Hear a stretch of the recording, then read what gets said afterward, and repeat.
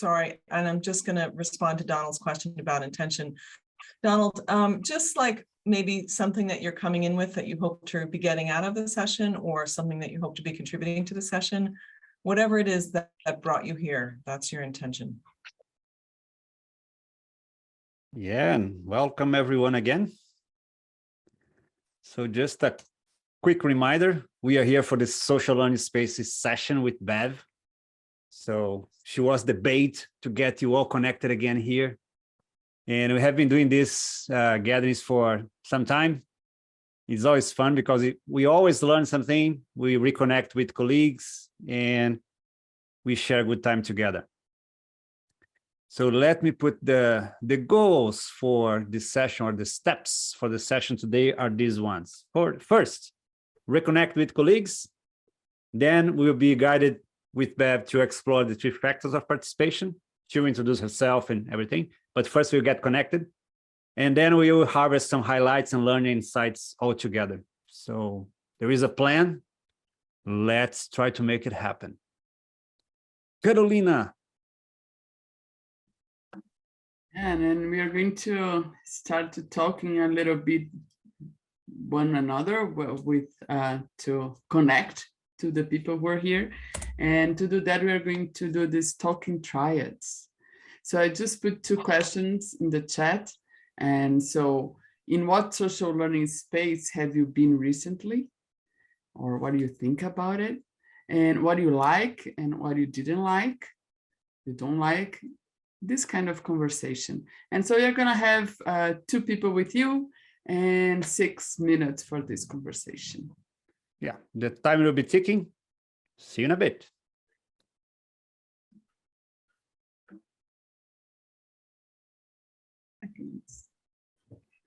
This was a very intentional breakout room. You put Bev and I together so we could catch up? Exactly. We're already hatching plans. Oh.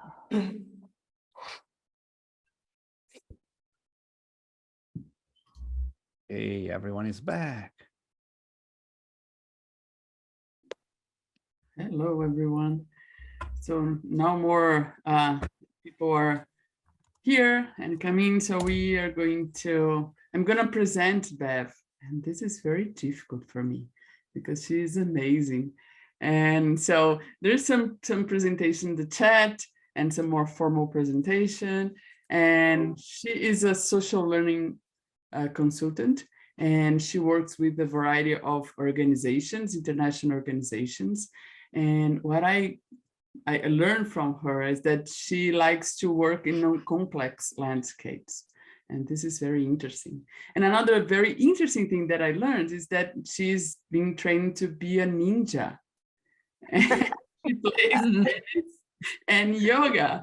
So maybe one day we can talk about this ninja thing. So yeah, it's with you if you want to say something more about yourself and do your presentation would be nice. Thank you for coming. Thank you, thank you, thank you. Okay, cool. So, well, thanks. Actually, I learned a lot of my craft from Nancy, actually. Nancy and I have done a lot of work together. And yeah, I'm very into social learning to make a difference, writing the theory and consulting and facilitating. And my objective for this session, when we had to write that private note, I'm going to share you mine, right? Which is, I want to get from this session, as I sit with other facilitators, some actionable ideas for social learning spaces.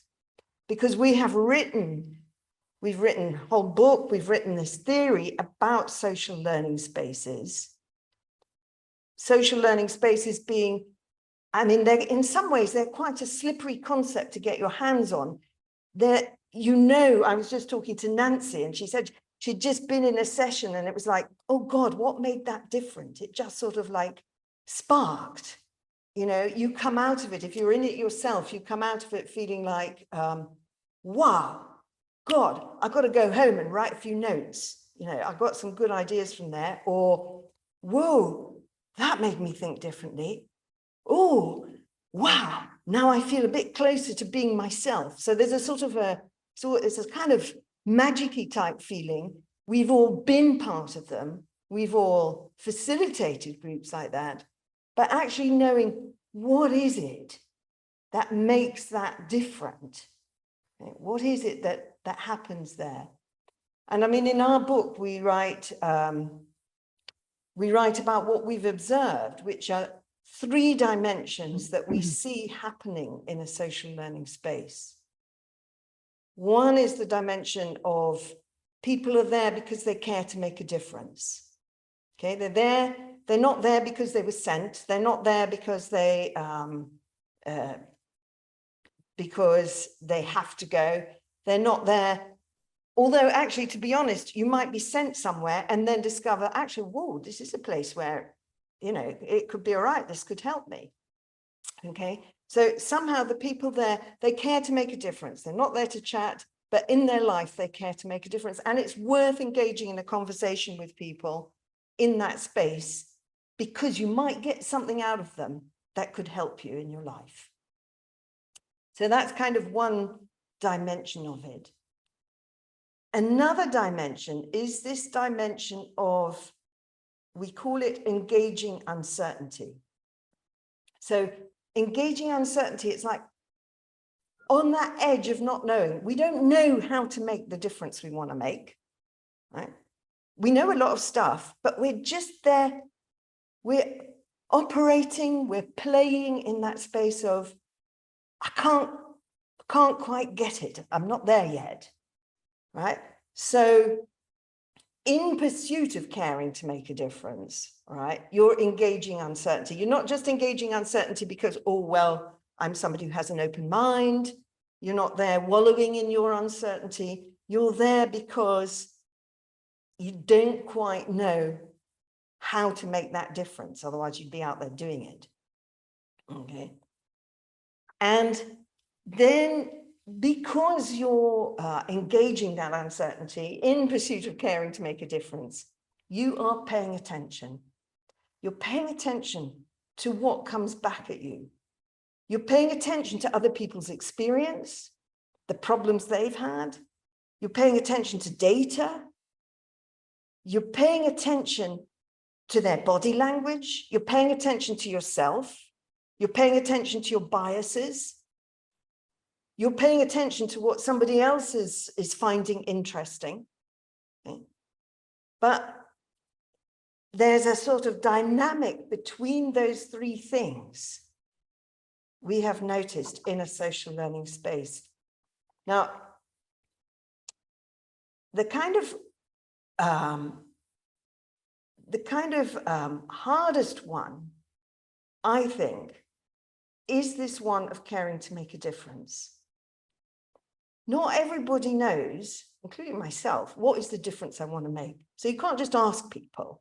I mean, if you're facilitating a space or trying to create a social learning space, by the way, a social learning space might be, you know, it could be, you could create one around your dinner table with your family, for example. Or you might just enter one if you got on a plane and sat next to somebody and found yourself talking to somebody who was going to be, whoa, wow, this person's just great for what I want, right? But it can also be a bit more formalized and a bit more intentional. But it's not always so easy, this thing of caring to make a difference. Because first of all, the kind of people, there are some people who sort of know from the time they're a child, oh God, I want to, you know, make the best cancer treatment that there is and cure many more people. There are some people who kind of know that, right? But for a lot of people, you sort of hum and ha a bit, and it's not always clear. But, and some people find it very easy to articulate the difference they care to make, and other people don't. Some people have never, I mean, nobody's ever asked them, to be honest. They've never been brought up to think that they could make a difference. So they tend to put it on the back burner and just sort of like go along. So, yeah, so caring to make a difference when you're in a space and you want to sort of focus a little bit, or you want to know, get a sense of what is the difference people care to make, right? What I'm keen to know from your experience is how do you in your work get people to articulate and put in focus the difference they care to make? So for example, we do in our when we do workshops, we often ask people to create a booth on a mural or face-to-face, where they talk about themselves, they talk about their project, they may do a landscape map of who's involved, what they're seeing in their project, who's involved, the different institutions. And we always ask them to put a tagline at the top, right? And your tagline is to express the difference you want to make in this landscape and why you're here. So we do that, but I've actually found it the hardest thing. And we tend to talk to people about their aspirations, not objectives or intentions. Okay. So anyway, there's the caring to make a difference. Then there's the whole engaging uncertainty. I mean, engaging uncertainty is such a hard one because people are used to, when they think of learning, they think of knowledge. Let's share knowledge. We share what we know. Learning is driven by what's known. Right? In school, in university, in training, even in KM, it's driven by knowledge. Right? But what we see in a social learning space is that people are operating on the edge, just that step outside their knowledge. Okay. So they're keen to know. Now, that's all very well again, but I'll tell you what. I've got a husband, white, male, famous. If he operates from his space of unknowing, guess what? People say, oh, he's so humble.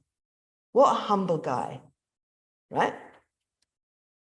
Me, a woman, right? If I start talking about what my uncertainty, you can be absolutely certain that there will be all sorts of people jumping in to give me the answer, let alone if you're young or black or marginalized in some way, you can be absolutely certain that there'll be some very helpful people jumping in to fill up your certainty, your uncertainty.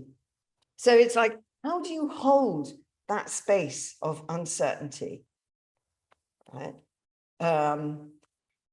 And I mean, one of the things we do is actually similar to what we're doing now. We take a lot of care when we design our activities. So for example, we do a lot of case clinics. So we invite people to bring their challenges. What's something that you're working on that you could do with some help for, right?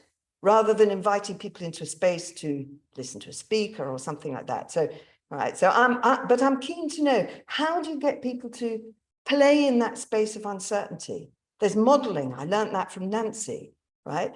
Modeling is so important. And then there's paying attention, okay? Paying attention, not paying attention like in school, pay attention, children, right? But paying attention because you're hungry for what people are saying. You're hungry for that. And it's not even necessarily, all right, now I must take some notes about that. And it's definitely not something like mindfulness. It's not paying attention to yourself and your body. That's all important, but that's not what we're talking about. We're talking about paying attention by, when you do visual facilitation, that's a way of paying attention. Highlighting notes, that's a way of paying attention. We have a Google Doc, which we bring out, a shared Google Doc in our events. And we invite people to have moments of reflection where they put in there their insights and the things they're noticing, and everybody can see what everybody else is noticing. It's a way of paying attention, a sort of collective way of paying attention.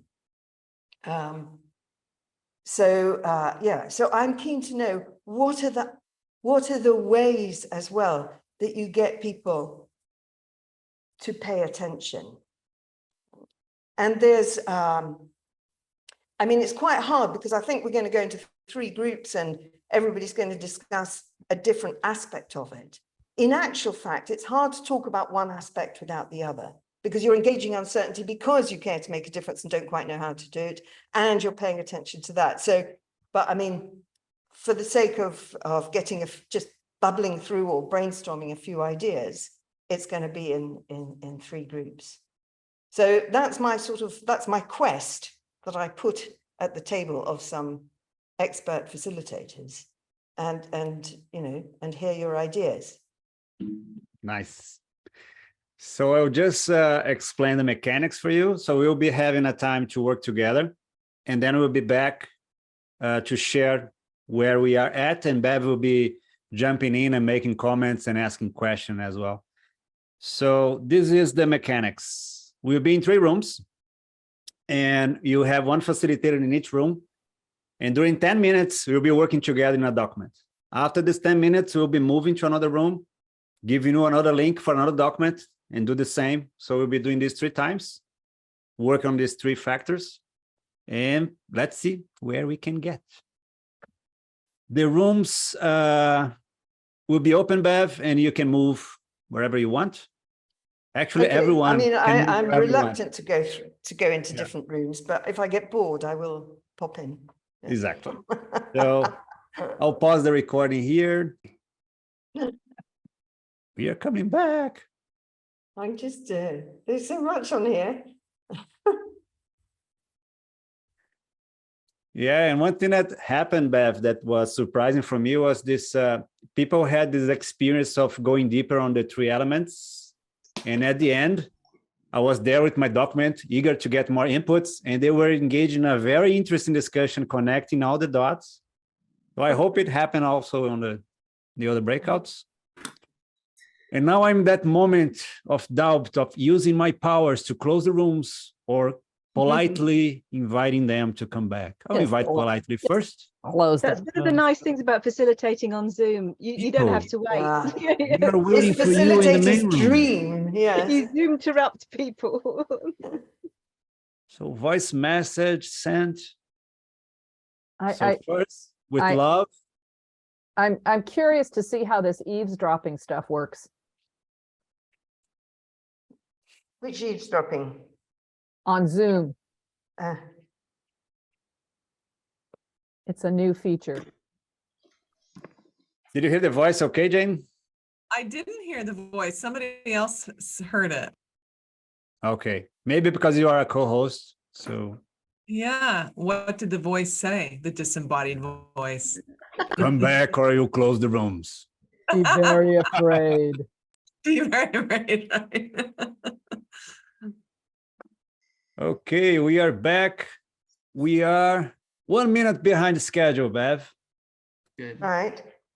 How do you want to proceed?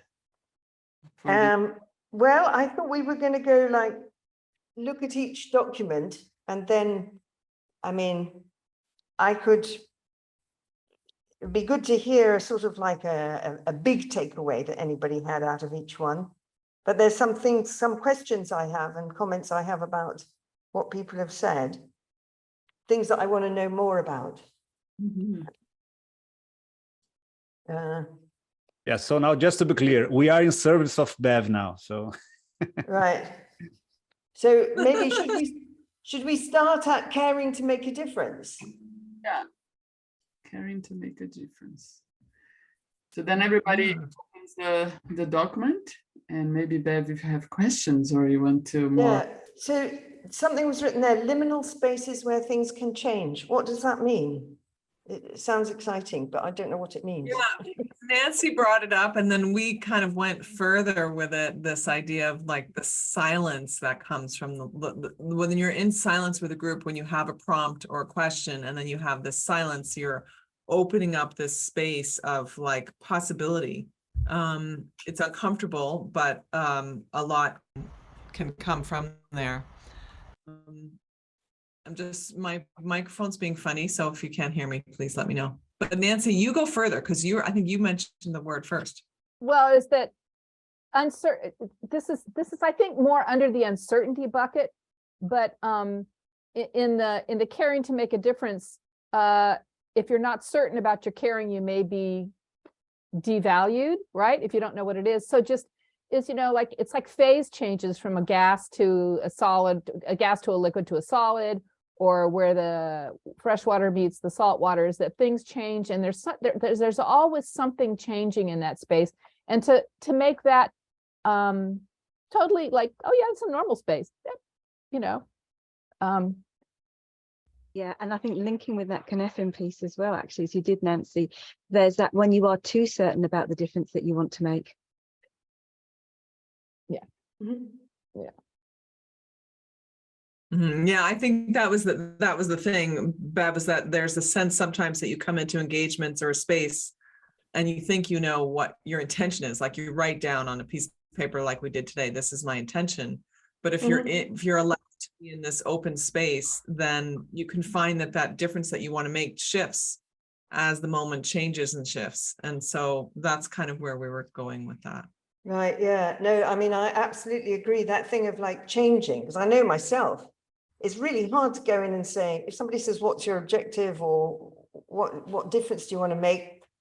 I'm thinking, well, I don't know. It depends who's here, depends what I hear.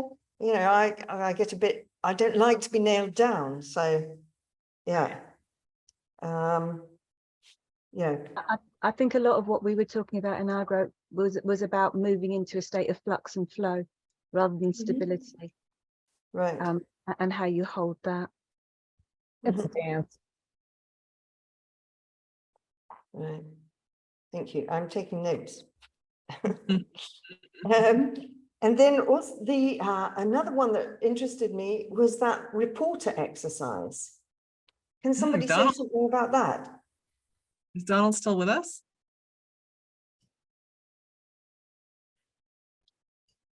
Or can I just not see him? It's on From the right. fourth from the bottom to top. No, I know, but Donald spoke about it. And so I wanted him to, Donald Right. brought that up, but he's gone, I think, right? From what I understand, it's a sort of reporter exercise where you're trying to get somebody to vision. Yes. It's a bit like appreciative inquiry. You say it's 1 year from now, and and you're interviewing somebody. How did you get there?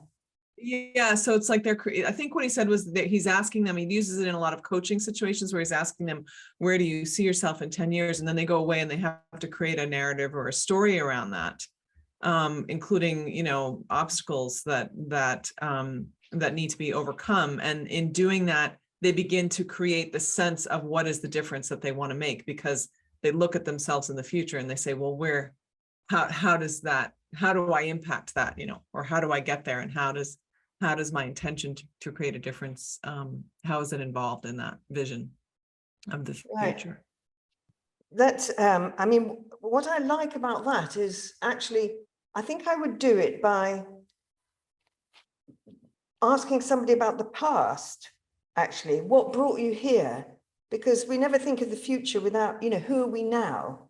So what are 3 things that brought you here? How did you get here? What have you overcome? And then move into the future. But I think it would be, And I think there's something, I was going to say, within that as well, there's something about surprises. Because when we plan forward, we plan as if we know what's going to happen. And I think one of the things that we talked about in terms of change and in terms of how would you, oh gosh, it links with something, Nancy. Can you remember what it was that it was to do with? It's about the assumptions of what brought us here, because of what was in the past will be in the future. So by starting from the future and working backwards, then you can look at your assumptions, or in the Cynefin language, it's the turning points. And there's so many layers here. There's an emotional layer here. There's a cognitive layer here. There's an environment or contextual layer here. So it could be fun to pick it apart at any or all of those layers. But I think one of the things that's been interesting in looking at facilitating sense making in a complex environment is how do you get out of your past assumptions and your mindsets that are so deep and so powerful and so unseen, or we're often so unaware of them. So it would be interesting to play around a little bit about ways that get us to really think in a different way.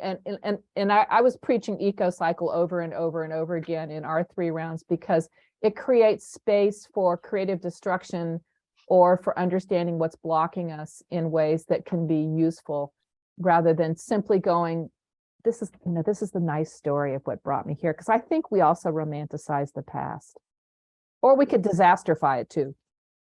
Go both ways. Yeah, it was something about also on a smaller scale, something around what assumptions have we held that were completely wrong. So setting us up for that to happen again.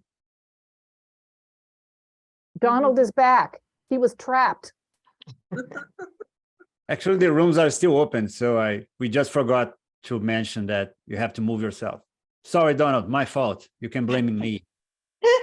You'd be sitting in the room. It's okay. I guess nobody liked my participation. No, we did. The sad thing is we just spent the last 5 minutes talking about your reporter exercise, Donald. Wow. You missed And I it. missed it all. You have to go back Dang and it. watch the recording. Yeah. Right. So, yeah, I guess if we take this long out of each one, but I just also, the picture cards, thank you for that idea, because I hadn't thought of pictures, but actually picture cards. I don't think it needs much explanation, but that's yeah, I like that idea. So anyway, thanks. Thanks a lot for all those ideas, which I'll go through. Maybe we should move to engaging uncertainty.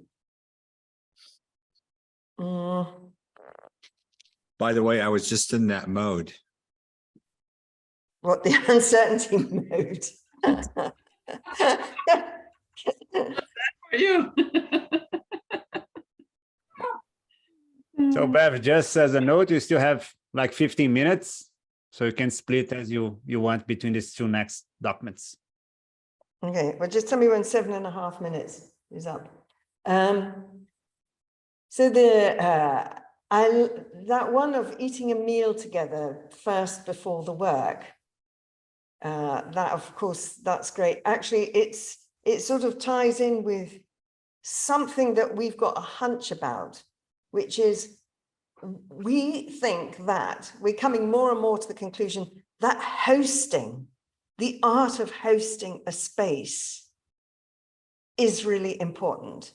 I mean, there's a wonderful book called The Art of Hosting, there's all sorts of things, but actually the hosting that comes with it is even perhaps more than the facilitation, I don't know, but there's something very important about hosting. So for our own workshops that we do face-to-face, we now include every single meal, evening meals, everything, and we host. We host in our house, the workshops in our house, but we go to a lot of trouble to host. And I think there's something there in the meals and the hosting. It's the human stuff, isn't it? Yeah. It seems kind of obvious, but yeah. There's a bullet point, recognize how hierarchy and gender and race all influence our ability to be vulnerable and okay with not knowing this. That's great, but how? What's the how for that? How do you do that? Or how do you get other people to do that? So that's, yeah, I don't know if anybody's got any idea. There is a how. I forget who in our group brought this up, but creating subgroups. Right. To build up, that was one. Yeah, subgroups I think are brilliant. Yeah.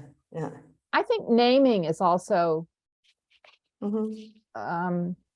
Acknowledging naming. And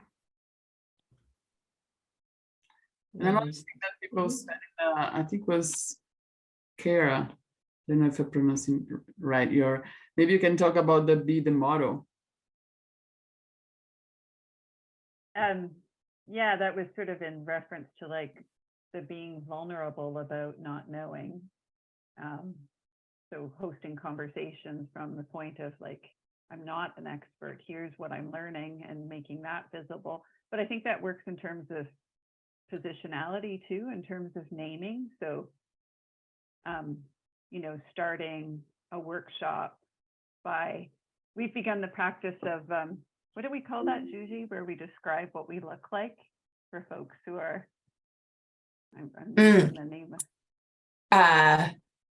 Self-description. I'll put a link to it in the chat. Thank you. Yeah, so there's just that sort of, we have community guidelines, which kind of like, I think is a way of naming the kind of space that we want and what's appreciated and so on. But naming my positionality as a facilitator, as a host, feels like an important piece to that. You know, talking about the kinds of participation that are valued and what might be problematic, make space for, and not claiming to create safe space, because I don't think that's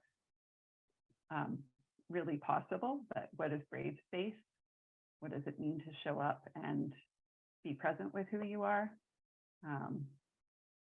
Giving people options to participate and not participate was another.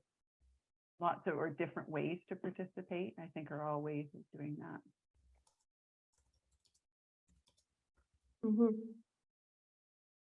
It's me again, sorry, but I was just going to say, I think there's a richness in the hosting though that brings so much to this, because this is where short stories are shared. So like your story, Bev, at the beginning, isn't it, when you were talking about the difference in reception to humility. So and then things flow, don't they? And we share our experiences and with laughter and upset and all of these sorts of things, and it just starts to weave connection between us. Yeah. 7.5, Bev. That was 7.5. Oh God. Right. Okay. Next one. Paying attention. Let's pay attention then.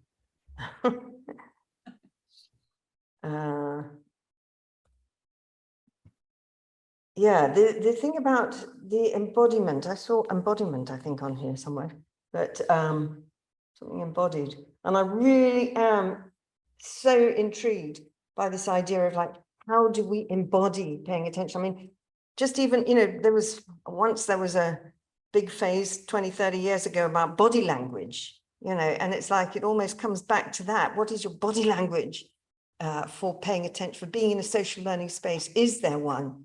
Is there a sort of a performance of how you are? Alison has one good example. Sorry? Alison has a good example too. Oh, yeah? So one of the ways of getting people to embody being present and paying attention to the other person is a simple mirroring exercise. So one person is going to make movements and their partner is the mirror. So their partner is matching those movements. So Fernando and I are now doing it, and he is being I'm being his mirror actually now. And we would, first one of us will be the leader and the other is the mirror, and then we swap over. And then the third phase is that we together are both leading and mirroring. And you do this for a few minutes. It could be a minute, it could be a few minutes on each round, each layer of that. So in a very short amount of time, if you want it to be, you've had people silently pay an enormous amount of attention to the other person, and have brought a presence in amongst the people. So that's an embodiment exercise. But there's many, of course, that you could use. Thank you. It's reminding me of something which I hadn't even thought of, which is something we do, but it's making me really think that we need to do it better in the view of a social learning space. But we have this thing which we call social learning leadership, or we have leadership groups.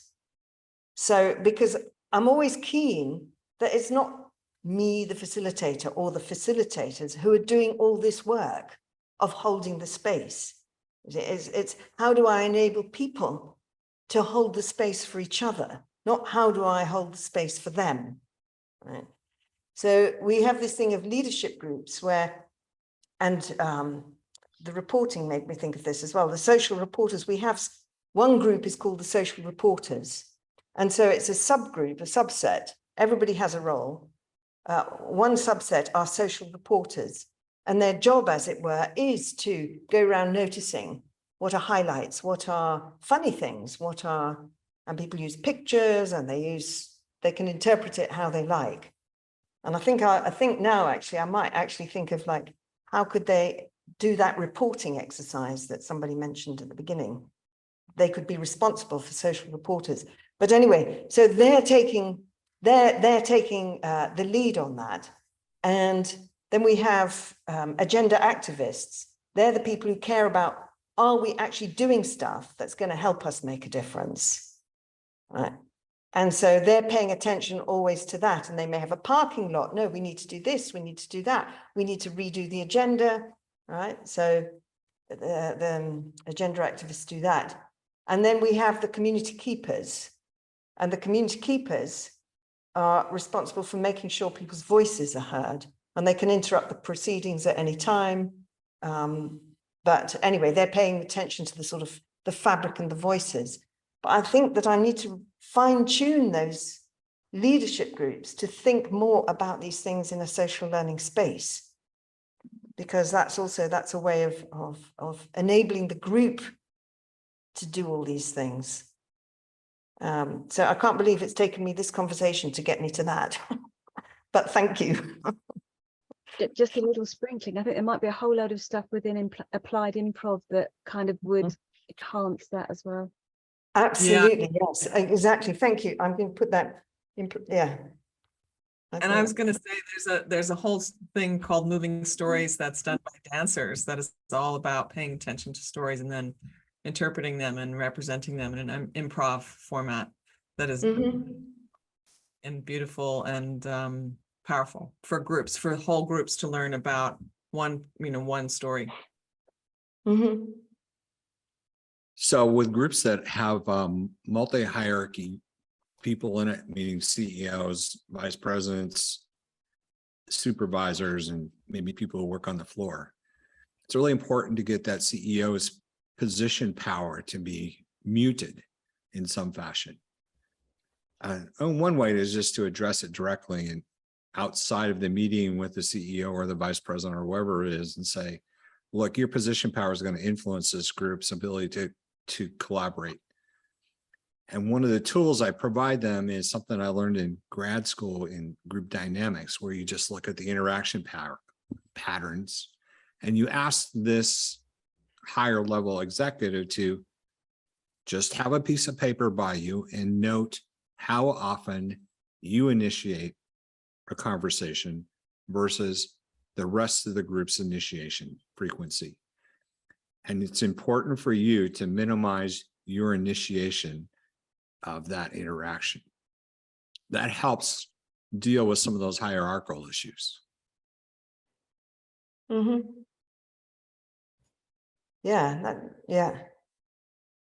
Good ideas on the chat. Yeah, that's a good idea, because this idea, we have a name for it, intruder.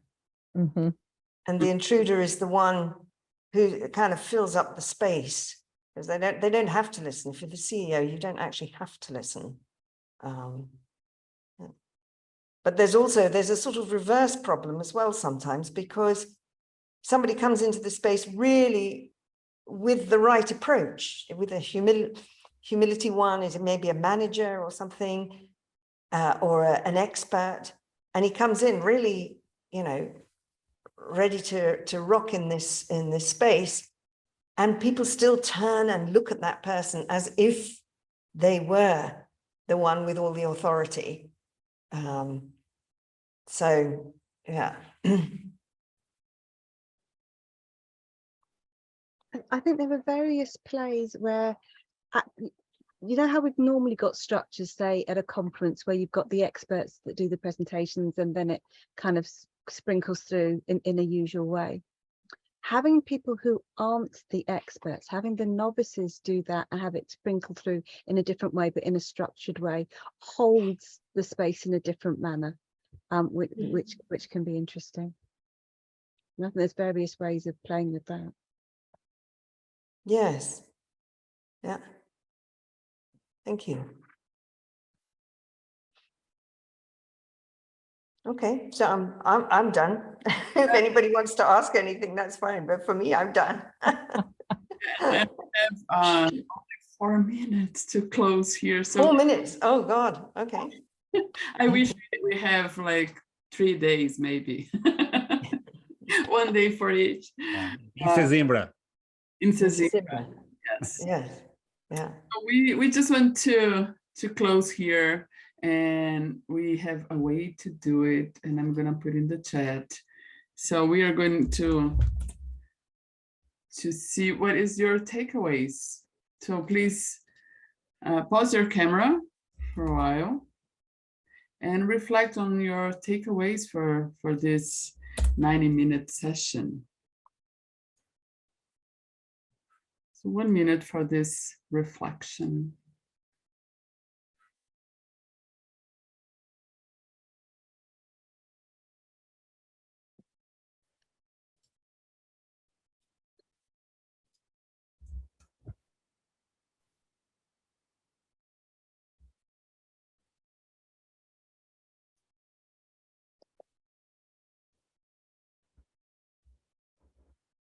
Okay, so now you just write your answer, your reflection in the chat, and do not press enter. Just write it.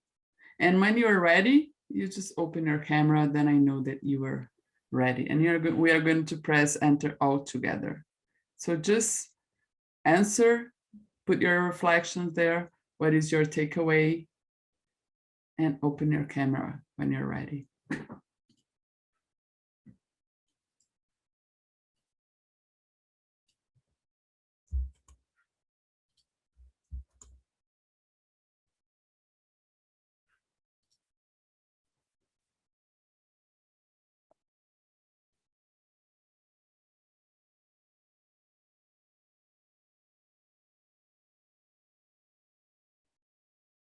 It's nice to see the cameras coming.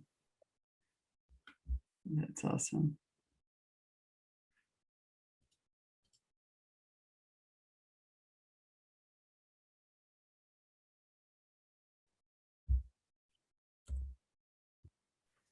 And so in a count of 3, you just press enter. So 1, 2, 3, go. I have a shut storm.